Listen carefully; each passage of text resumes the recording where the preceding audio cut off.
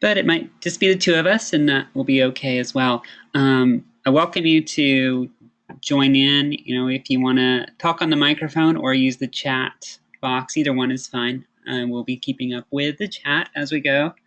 But feel free to ask questions, especially when it's just the two of us or a small group.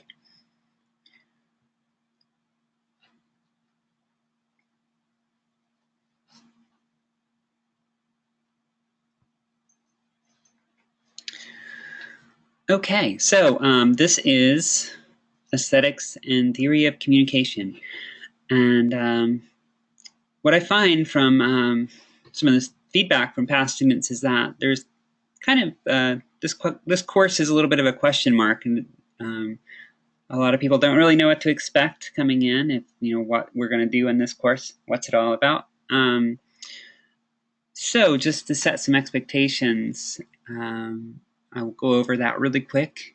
And the question presented here is, what is aesthetics? And I ask, what does that word mean? How have you heard that word used in your own day-to-day life or in past experience? I mean, really, for me, it's more like feels like a feel or a design or a look. I don't know. I don't really know the exact definition though. Okay.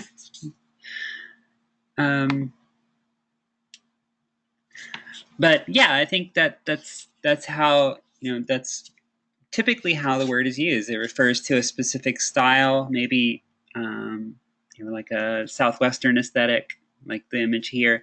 Sometimes it's just used. You hear somebody say something is aesthetically pleasing, just meaning that it's attractive, pleasant to look at, which actually comes from the root of aesthetics, which is a branch of philosophy that dealt with defining what was beautiful. It explored the sensory and emotive values for appreciating and creating beauty. So it was intimately connected with visual art and exploring what made different pieces of art beautiful to the observer. And there's a lot of subjective interpretation here, because clearly different forms of beauty have been have evolved in different cultures and different eras, different art styles. Things appeal to some people that would not appeal to others. The examples I have up here are show that pretty clearly. It's a Jackson Pollock kind of drizzled painting versus Claude Monet landscape. One is much more easily approachable and recognizable and appreciable, but both are considered great works in their own particular art movements. So as modern day media professionals, though, we need something that we can a little more concrete to work with, something that's a little more defined, and with less subjective and more specific. And this is where we get to applied media aesthetics. So, and I'm going to go back really quick to this definition, because well, there I go. The keywords here were sensory and emotive values for appreciating and creating beauty. So specifically beauty. Now this definition changes to a process in which we examine a number of media elements, how they interact, and our perceptual reactions to them. It's no longer limited to a single type of reaction, finding something beautiful. It is open to the full range of perceptual reactions and examining how to create those reactions. Because if you know how to evoke a specific emotion or response in your audience, you can apply that in very powerful ways into your media creations, depending on the goals and the nature of the media you're building. In some cases, this might be advertising or marketing. It could be a PSA, or even, in some cases, what we would call propaganda. If you're working in more of a journalistic field, then ideally you don't really want to influence emotions other than presenting the objective facts. But understanding how how those reactions are influenced, you can more effectively remain neutral. So when I talk about media elements, what I mean by this definition are things like the various components that create a piece of media, the images, the sounds, music, the use of color and style of typography and so forth. All of these things combine to elicit a specific impression.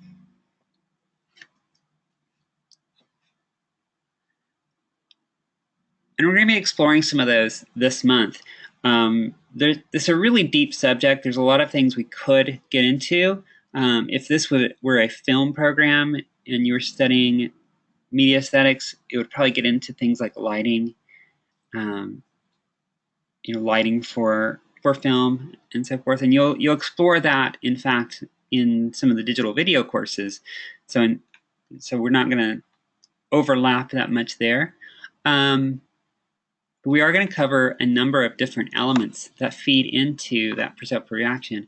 And when we explore these topics, I focus specifically on advertising, on designing, the design of posters, advertisements. We look at book covers.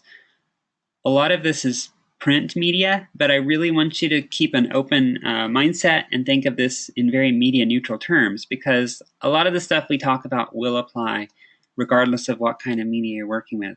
Even if it's web design or film or television or radio, you can think of ways to apply these. We're more visually oriented, so it would take some creativity to apply this to radio, but some of the ideas are there.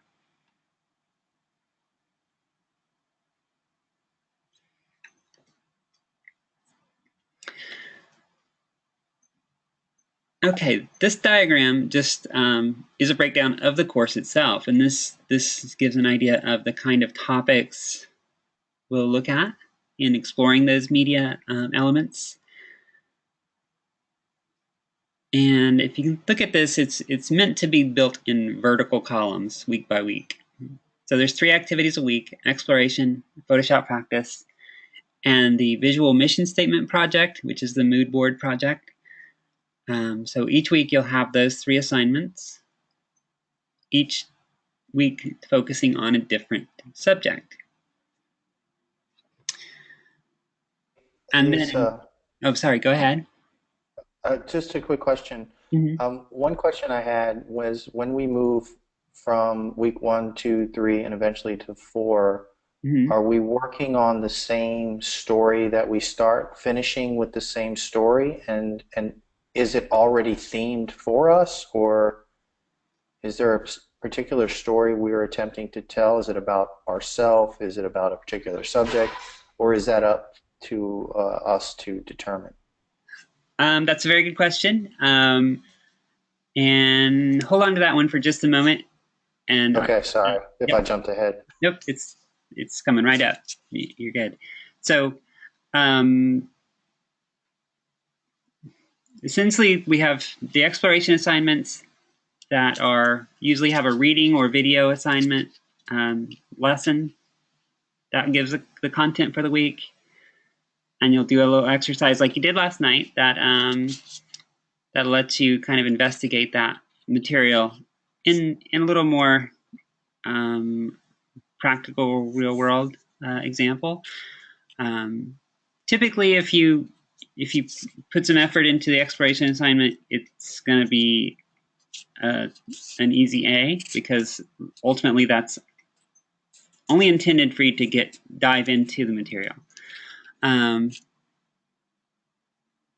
Photoshop practice is based on some Linda lessons, and the Photoshop work we do this month is geared towards complete beginners. So if you've never touched Photoshop before, hopefully this will get you started. If you have worked with Photoshop in the past, feel free to go beyond what's asked for in the assignments, and challenge yourself and be creative. As long as you're hitting the basic criteria for the assignment, um, it is intended to be practice, just as the name says. And then we have the mood board assignments, and this is where your visual storytelling question will come into play. So week 1, we're doing visual storytelling, and your Photoshop practice will be involve taking an image and adding text to it to create a story so that the two components interact. Week 2 is about color theory. If you've ever done any kind of graphic design or taken art classes, you might have encountered the color wheel. So we're going to look at that and look how that's applied in a variety of different mediums, including television and film. And you'll learn techniques for modifying color and editing the color in a photograph in Photoshop. And week 3 is going to be about typography style, not really the formal discipline of typography, but more about selecting a style of typefaces that suits your goals. And also the subject of visual hierarchy, which is a way of creating emphasis so that you kind of direct your viewer's attention in a very meaningful way. And all these come together in week 4 when you apply your Photoshop skills to create the project you've been planning in your mood board. All right, so now I'll get to the question you asked.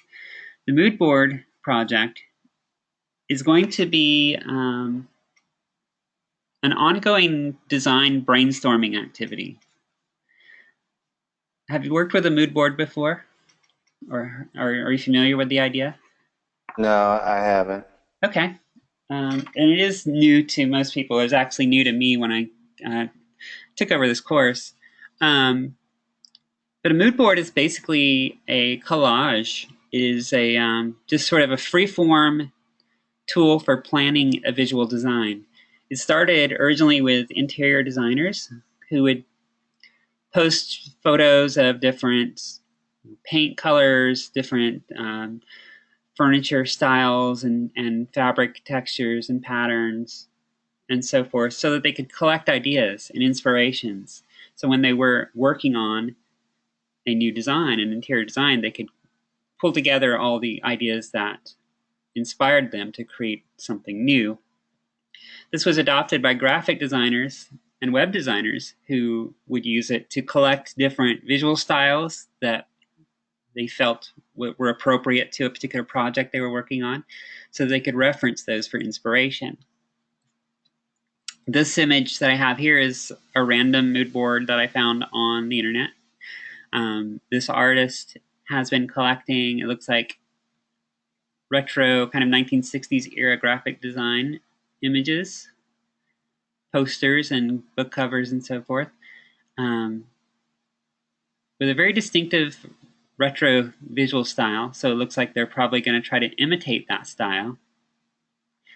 They've started putting together a color palette and are testing out different possible typefaces. So this is very simple, but this is very similar to what we're going to do this month.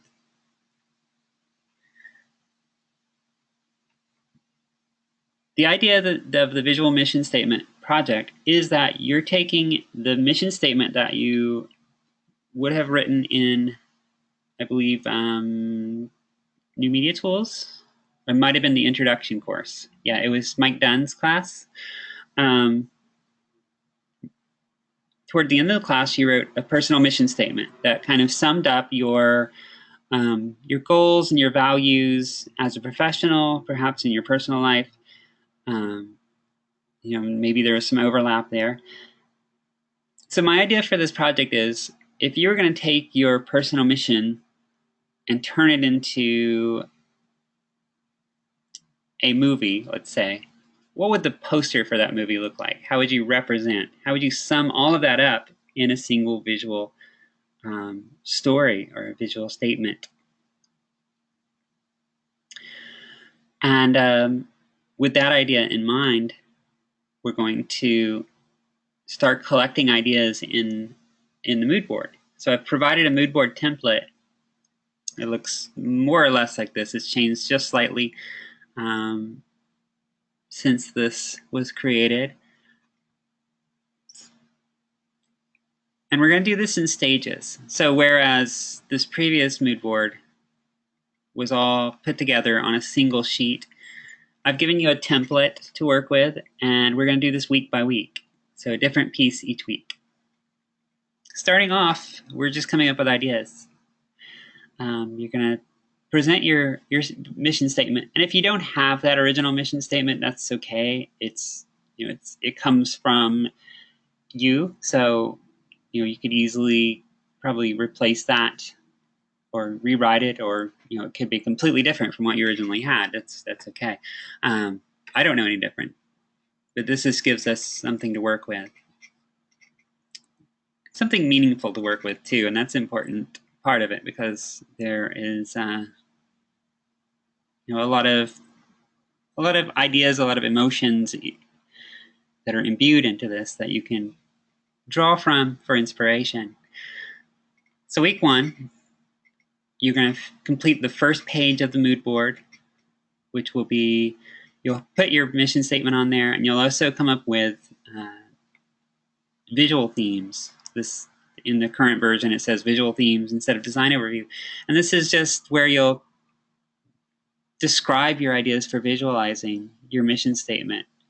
What are some of the emotions or the ideas, the core values that you are hoping to express, and what are some ideas for imagery that would capture those ideas. And that's something that I really want to emphasize, is using images to express ideas. Don't just tell your audience, this is my mission statement. Show them, evoke those emotions through the imagery. In the exploration assignment, we saw a lot of examples where you didn't even have to read anything. You just saw this image and you immediately knew what it was communicating. So that's the idea that I want to get across in this. So start brainstorming those ideas in this first part of the mood board. The image collage that goes along with that is a collection of inspirations. So if you describe some visual themes when you do your write-up, you can go out on the web and find images that look like what you had in mind when you were describing those themes. These images are probably not going to be used in your final project, so we're not as concerned about copyright infringement. You're just collecting inspirations. You can use Google image search in this case. Usually you can't, because that's a lot of copyrighted material. So purely inspiration and reference and ideas. So as far as the assignment requirements, you'll have to have at least 10 photos or images. They don't have to be photos. They can be graphics or logo designs, whatever the case may be. It's really very free-form. You're just collecting visual ideas. In this case, the student has arranged her images into groupings. One is specifically for textures. One's for, she calls concept illustrations. It's sort of the main imagery that she hopes to include. She's even thinking about color and typography at this early stage, which will get their own focus later on. Is this making sense so far? Yeah, it does make sense. Thanks for clarifying. Sure, no problem. In week 2, when we get into color, we're going to start thinking about personal branding and start developing a color palette. So based on our exploration of color theory and color psychology, you'll pick some colors, a set of colors that will be part of your personal brand. and you'll explain why you picked these colors. So when you get into this assignment, I don't want you to just think about, what are your favorite colors, but also start thinking about how do these colors interact with one another? What kind of visual impression would this create based on the information that we've covered in terms of the use of the color wheel and the different color relationships. I mentioned personal branding, and that's a component of this course, but it's going to be a component, a bigger component in later courses as well. And so the stuff that we do right now can be your start to developing a personal brand. You don't have to stick with this in later courses, but you've already laid the groundwork. You can reference back to this if you want to.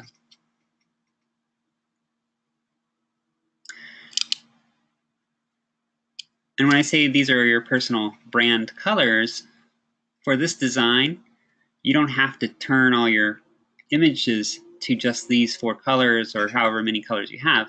This is for branding elements like logos or titles, the words and the identifiers that you add to your design. So the photographs you use can be full color and without restriction. Week 3, we are selecting, again, focusing on branding and picking typefaces that you will use. And we'll cover ideas of how to pair different typefaces together so that they are harmonious, but also distinctive from one another, so that you can have some contrast in different parts of your content, headings versus the body text and so forth. And there's a place there for you to provide your justification for the choices that you're making as well. And that's really important, these little notes and comments and descriptions, because that's where I see that you're really getting the material.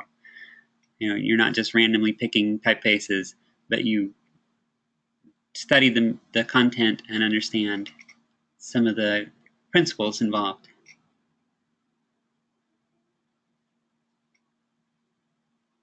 And so once you have all of those factors in your mood board, we get to week 4, it's time to bring it all together. So all this planning now is going to be put into practice, making use of all those Photoshop skills you've been working on as we've been going through the weeks, and bringing it all together. So here you see that original concept. If we go back to the original slide, she had a lot of pictures of people standing on the edge of like a cliff or on the edge of a river or a body of water or so forth. And so here we have the person standing on the edge of what looks like a pier. There's that wood texture, and she actually explains that the wood texture, the aged wood, in her mind is a representation of authenticity, of something very real, and getting ready to take the leap. So now it gets into the visual storytelling. The words tie in with the imagery to create this single message. I love it.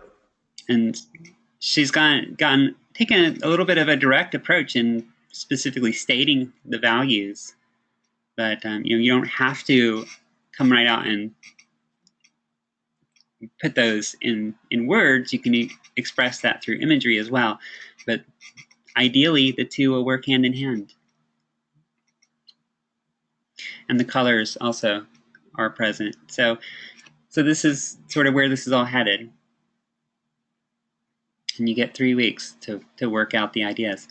One thing I'll say about these assignments as well is I take a kind of a different approach to grading. I will have you submit your document to me. I'll download the document, make comments directly onto the document, so that way I can focus on specific points. There's no guesswork as to what I'm talking about. And then I upload it back to you so you can refer to it. When you go to the next week's component of the mood board, if you've made corrections and changes to that previous week, if you let me know, I will go back and reevaluate it, and you can earn points back. I go up to 10 points back if you made successful changes. My feeling is that that way is more of a learning experience and not just a single assessment, and then we move on. So, and that's our goal ultimately. So, something to keep in mind. And if again, if you do make those any edits, let me know because otherwise I won't go back and look. But if I know to look, I will. Great. Hey, Lisa, quick question. Yeah. What is your grading cadence? Say that again. Your cadence on grading? Like, do you have a cadence that you normally grade on, or as far as time? Um, Um, Usually, I try to get material graded the next day, um, especially with with the mood boards. I will have them all graded by Friday. They take a little bit more time, but I do always have them finished in time for the following weekend, so you'll have my feedback.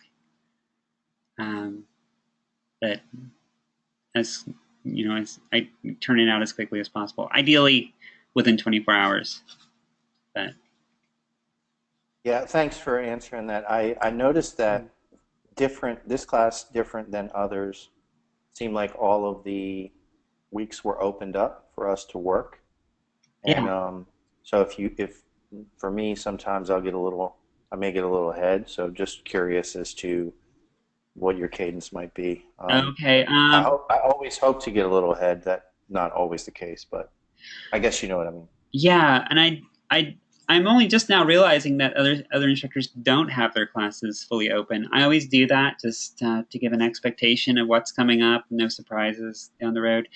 You're welcome to work ahead. I can't guarantee that I'll always get feedback to you at a earlier time than normal, but Yeah, that's fine. just I'm because just there's a actually I like that you opened it up because I can even start to look. I can dig in and look a little bit ahead, see what the assignments Mhm. are. Yeah, and I know there's different, personal approaches for the instructors, and this is just the way I've always handled it. It's just have it all out there. I don't have a reason not to. Let's see. Okay, so that's kind of an overview of the course and what we're going to be doing. Trying to think if there's anything else I should mention. Let's see.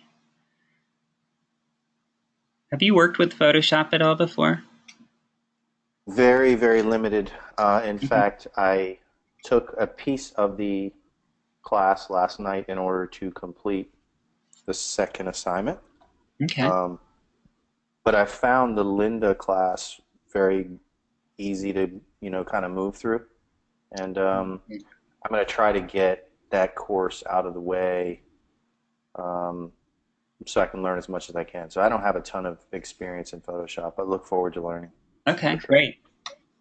Yeah, I had taken the Photoshop out of the course at one point, but Jacob Kaplan kind of encouraged me to bring it back, and I did. Um, and the Linda course that we use for this class is based on CS6, which is a much older version, but you'll find that the techniques work exactly the same. Since we're starting from the basics and working up, those basic functions have not changed in Photoshop. It's just more the advanced, more features have been added. So, so if you do notice that disconnect, it shouldn't be an issue. Yeah, I didn't notice any differences when I did my Um, assignment. And I used most of the features we learned with the exception of some of the advanced features and highlighting and some other things. But yeah, mhm. I thought it was great. Okay, great. Great. All right. So this week's topic, just really for the next part of the lecture, is visual story. And this was meant to be a continuation of the ideas of storytelling that I believe you start in New Media Tools. Now we're taking more of a visual approach to exploring those ideas, with the idea of how you can express ideas and tell a story using images. Again and again with the exploration assignment as I was going through, I saw cases where you would write up, your interpretation of this advertisement based almost entirely on the images that were presented, and there was a minimum of text to back that up. You just could understand it. What will usually happen is you'll have a really compelling image that by itself would be interesting, but not really say a lot. But just by adding a simple little piece of text, a few words, it gives it a much deeper meaning. So here we have this natural cavern that's really a beautiful natural phenomenon, but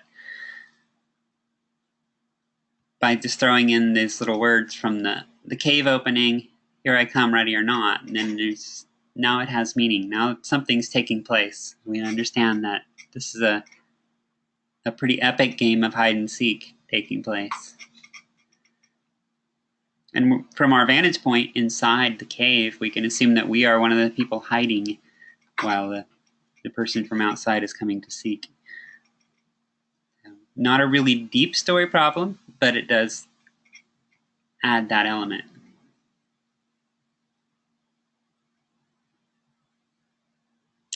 Did you get through the lesson on visual storytelling? Yes, I did. You recall what the elements of story were that she described? There were two main components. Well, I obviously the beginning, middle, end, but I'm going to take a stab. Okay. Yeah, I don't know that I remember. The protagonist, yeah. Protagonists. And these are just the basic things you need in order for something to be a story. Protagonist. And was it a conflict? Yeah. Yeah. Challenge or conflict or problem that person is facing. So you need basically a person and a plot. Mm-hmm. Without one of those two, you don't really have a story. You have information.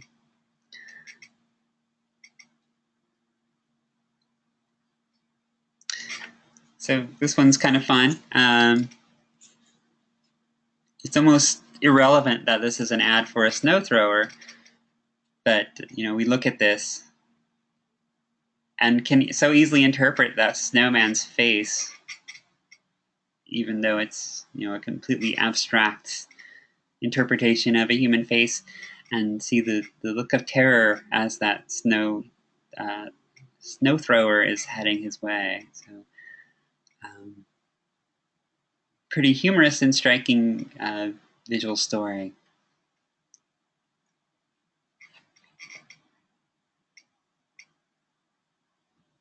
This is one that was chosen from a previous exploration activity, but again, making use of that idea of humor, kind of an absurdist humor. With someone delivering, for some reason, apparently God and his angels are very bored, so they're getting a handheld game console delivered.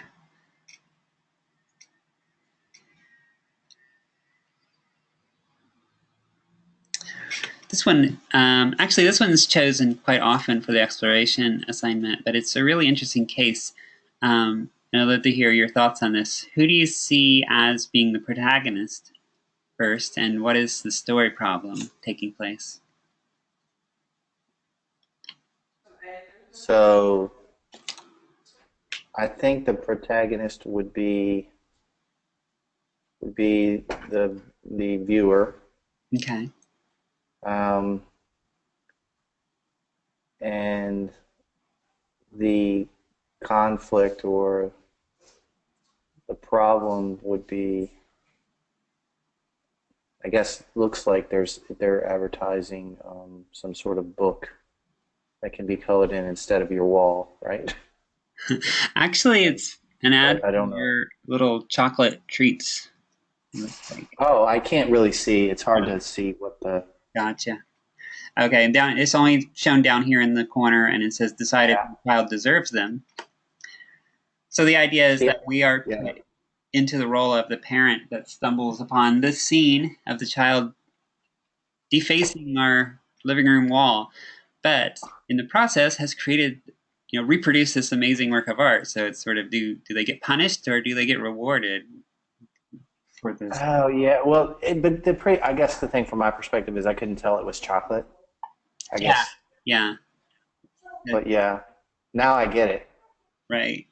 I think it's much smaller on your end than it's showing up on my screen, but yeah, that would, yeah. Once you get that detail though, then it's like okay, and you're kind of thrown into that role. So yeah, if you are the protagonist looking at this scene. Um, this is kind of a leftover from an older version of the course. I don't really talk about rule of thirds in detail, but it is a useful idea to keep in mind when you compose, especially if you do any photography or filmmaking. The rule of thirds basically says that when you compose an image, divide the space into thirds, vertically and horizontally. So it looks kind of like a tic-tac-toe board. And then align your subject with either the vertical dividers or the horizontal dividers. Most modern cameras actually have this built in. You can turn it off and on. It isn't always necessary, but when we're talking about storytelling in particular, it helps because now by aligning the girl, who's our subject, offset to one side, it shows her context with the rest of the environment. And so we can see what's taking place on the wall, the scattered crayons and markers, and have room to set the or present the setting. So it's within this house. If she was centered, it would be more of a portrait of this girl rather than a scenario. And you'll get I mean, that in much more depth. I'm sorry. that makes sense. Is that covered in more depth in this course or in different courses? It's covered in greater depth in the graphic design course. Yeah. Got it. You'll probably see it again in the digital video course as well, because it's a significant topic there. Awesome. And I don't remember why I have this again, but there's our frightened snowman. And he would be our protagonist, and that's our antagonist back there, getting ready to blow him away.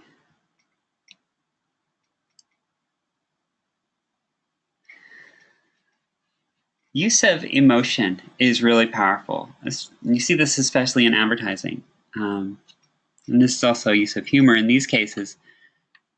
But as human beings, we are mostly wired to recognize other faces and read and mirror the emotions expressed on those faces. If you think about, newborn babies, they learn to express themselves by imitating the adults around them, their mother and their father. Um, and that really doesn't go away. We actually have what are called mirror neurons in our brain that allow us to feel empathy. Basically, we see and understand the emotions presented to us. Well, in media, that is still a factor.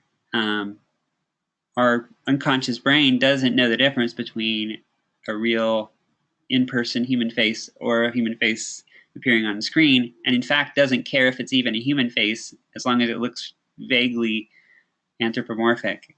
It can be a cartoon character, or it can be a cat or a dog. These both, I would guess that both of these images have been modified slightly to give them more human qualities. Obviously, the cat has, because he's balding and has a little bit of a comb over. But even the dog with that pouty lower lip and the eyes, the very expressive eyes, is specifically designed to tug at our heartstrings. And this is something that you can make use of in a variety of different media situations to evoke emotions. If you want to express anger, show an angry face. If you want to express sadness or sentimentality, show those expressions. And then reinforce that. We'll talk about how you can use color to reinforce what's being shown on the screen, and the same applies with soundtracks, but specifically faces. Faces are incredibly useful and something that we are hardwired to take notice of.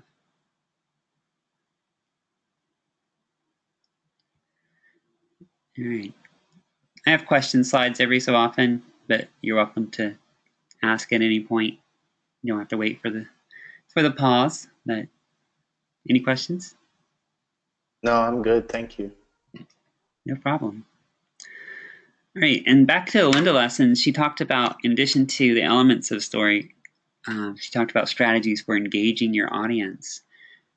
We touched on a few. Use of humor is a big one.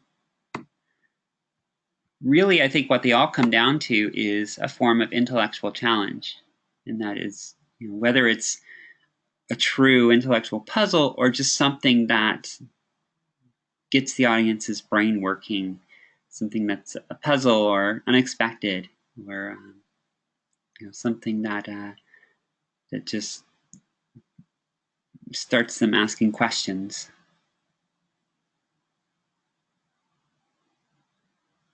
Presenting the unexpected, use of surprise is powerful.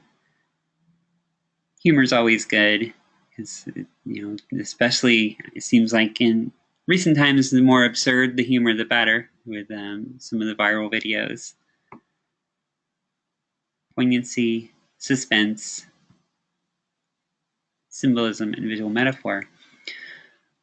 So almost, perhaps all but the last two of those are specifically feelings or emotional states, whereas the last two are a little bit more intellectual. Those are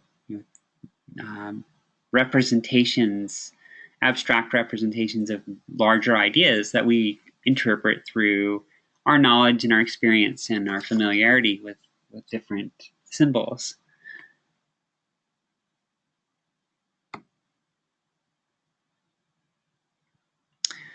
And this was actually from this week's exploration. I can't remember whose this was, but it's a very simple image. It doesn't necessarily make a lot of sense, but because in this case the roles are flipped, you have the kind of civilian vehicle hiding in wait for the speeding police officer. But just that little twist is enough to evoke that mental challenge and make people ask questions.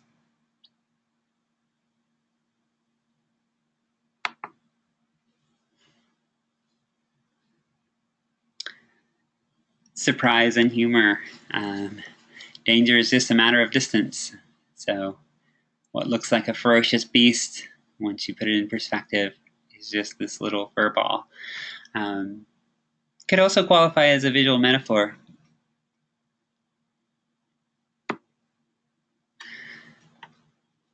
I hope you can see this one. If you're able to make it out, I would love to hear your thoughts on this one and your interpretation.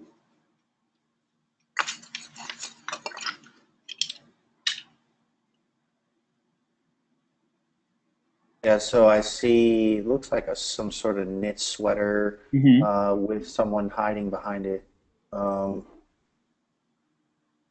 Maybe this is about a message about the people who make the clothes, or maybe it's about the clothes itself. I don't know. No, you're on the right track. There's actually a couple of sets of eyes. This one is most visible, and there's another. Yeah, I see one to the right, yeah. Over here.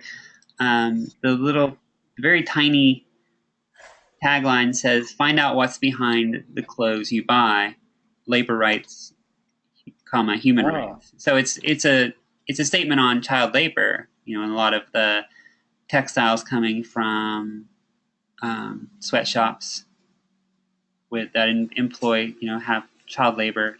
So it can be a pretty striking and unsettling image if you once you see those eyes peering out from behind there. So really impactful visual metaphor for child labor in the textile industry, the clothing industry.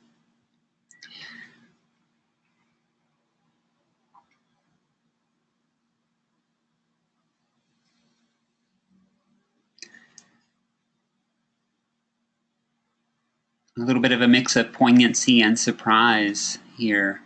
Why would we wish our son had cancer?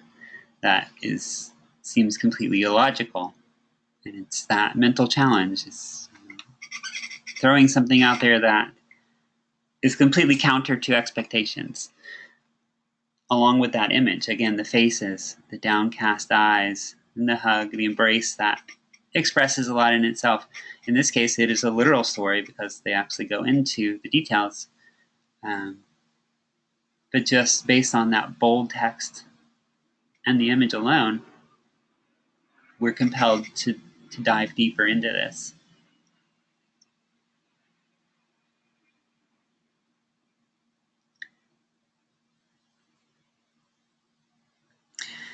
And as you're looking at these examples and the examples that you found in the exploration, keep those in mind when you start doing your Photoshop practice. It's not just about learning Photoshop, but also putting some of these ideas into application. So you're going to start creating visual stories using some of the images provided in the activity, but think about how you can make that effective. How do you evoke emotions and make it meaningful through some of these strategies?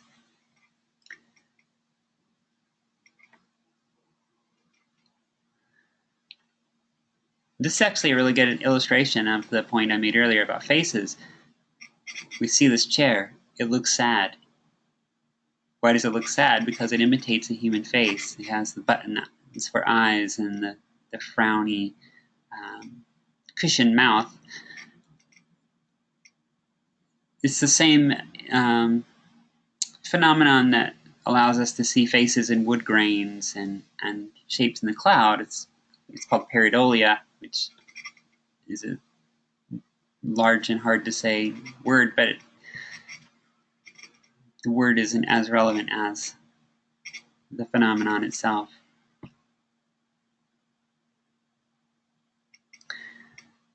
So it adds meaning, it adds emotion, and we understand this feeling. The home is going to miss them because this is about long-term holiday deals for travel.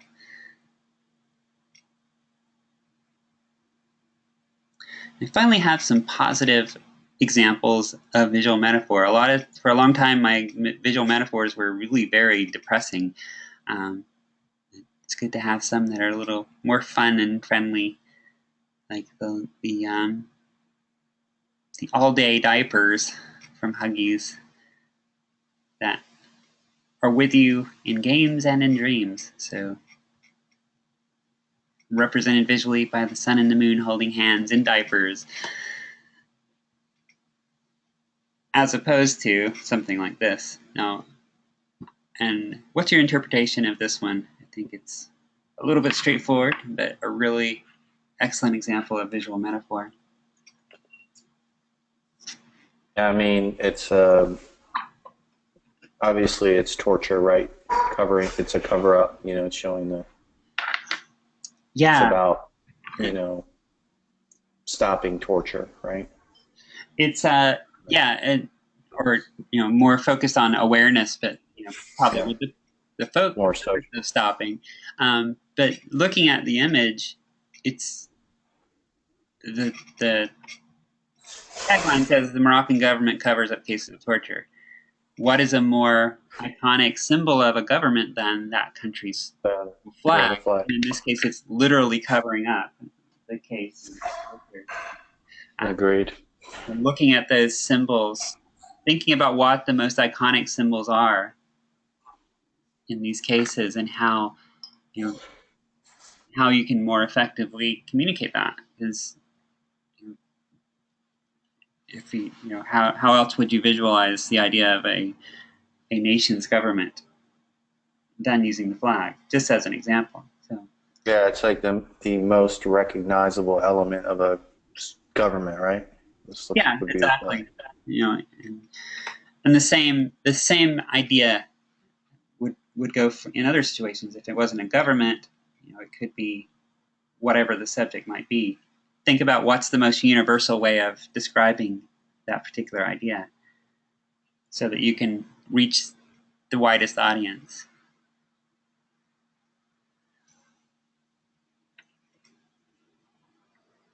This example I put in for a specific reason, and that is to convey the idea that not all visual metaphors are stories.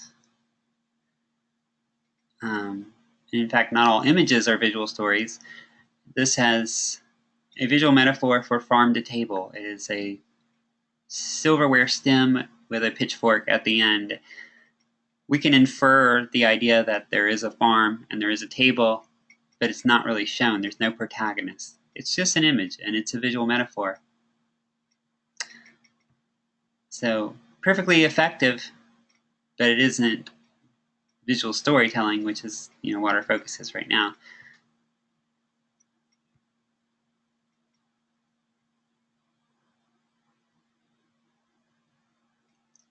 This is remaining from a previous class's explorations, but kind of following the tagline here is your hair's got personality, kind of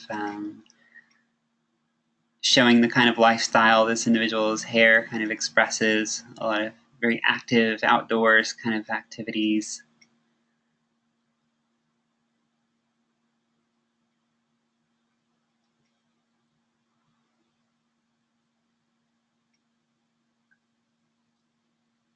And this one ties back into that idea of finding universal, very iconic symbols. The idea of counting sheep to fall asleep is pretty well known, at least in U.S. culture. I don't know where it started or how it spread, but we're familiar with that idea, and this takes that symbol and applies it in And sort of a little bit of a quirky twist. With the sheep have themselves fallen asleep because this mattress I is. was gonna say it's like the bed's mattress is so comfortable that even the sheep fell asleep. Yeah, exactly. And you see that was you knew that just by looking at it, you interpreted that.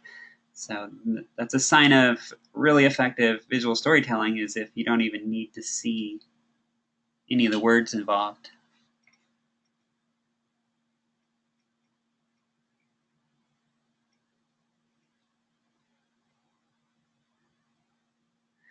All right. So that was really the what I had prepared as far as my lecture goes, covering this week's ideas of visual storytelling.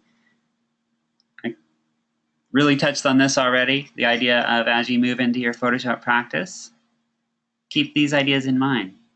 Photoshop practice is not just Photoshop practice, it's practice for these ideas as well. Great. Yeah, thank you very much. This has been very informative. Great. I'm glad. Thank you for joining me. That was really, again, what I had prepared for tonight. Looking forward to working with you and your classmates this month. And yeah, if you have any other questions, I'm happy to answer. If not, I would be happy to let you go for the evening as well. One last question: is email preferred, or messages on the messaging on the platform preferred for you for communication? Honestly, either are about equal. Okay, Email. sounds good. I mean, yeah, I only asked because it seemed like some instructors would say, I don't check the platforming messaging as much as I do my email, or vice versa. Just curious. Sure. Message. I have the messages, the direct messages on the platform come emailed to me anyway, so I will see them. The only difference really is that if a direct email is easier to respond to, so I don't have to go into the system. But either way, I'll get back to you pretty quickly. Great. Thank you very much. No problem. Thanks again for joining me. I really appreciate you taking the time. Take care. We'll see you soon. Bye. Okay.